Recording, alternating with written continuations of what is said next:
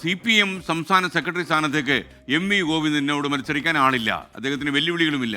കോടിയേരി ബാലകൃഷ്ണന്റെ പകരക്കാരനായി സെക്രട്ടറി പദം ഏറ്റെടുത്ത MV ഗോവിന്ദനല്ലാതെ മറ്റൊരു നേതാവിൻ്റെ പേര് പാർട്ടിക്ക് മുന്നിൽ ഇപ്പോഴില്ല. എന്നാൽ സെക്രട്ടറിയായി തുടരില്ലേ എന്ന് ചോദിച്ചാൽ അങ്ങനെ പറയാൻ ഒരു കമ്മ്യൂണിസ്റ്റുകാരനും അവകാശമില്ലെന്നാണ് MV ഗോവിന്ദൻ പറയുക. സെക്രട്ടറി തെരഞ്ഞെടുപ്പ് സമ്മേളനത്തിൻ്റെ അവകാശമാണെന്നും MV ഗോവിന്ദൻ 24നോട്. കോടിയേരി ബാലകൃഷ്ണന് അസുഖം മൂർച്ഛിനെ തുടർന്ന് 2022 ഓഗസ്റ്റ് 28-നാണ് CPM സംസ്ഥാന സമിതി MV ഗോവിന്ദനെ പുതിയ സെക്രട്ടറിയായി തിരഞ്ഞെടുത്തത്. രണ്ടാം പിണറായി മന്ത്രിസഭയിലെ മന്ത്രിസ്ഥാനം രാജിവെച്ച് പാർട്ടിയുടെ നേതൃത്വം ഏറ്റെടുത്ത MV ഗോവിന്ദൻ കൊല്ലത്ത് വെച്ച് സമ്മേളനം തിരഞ്ഞെടുക്കുന്ന സെക്രട്ടറിയായി മാറും.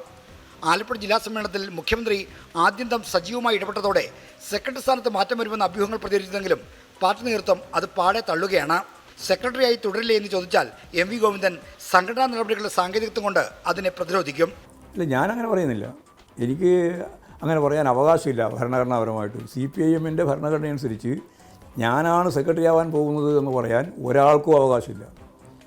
ആരെയാണോ സമ്മേളനത്തിൽ നിന്ന് തിരഞ്ഞെടുക്കുന്ന സംസ്ഥാന കമ്മിറ്റി സെക്രട്ടറിയായിട്ട് തിരഞ്ഞെടുക്കുന്നത് അദ്ദേഹം കേരളത്തിലെ പാർട്ടി സംസ്ഥാന സെക്രട്ടറിയായിട്ട് വരും.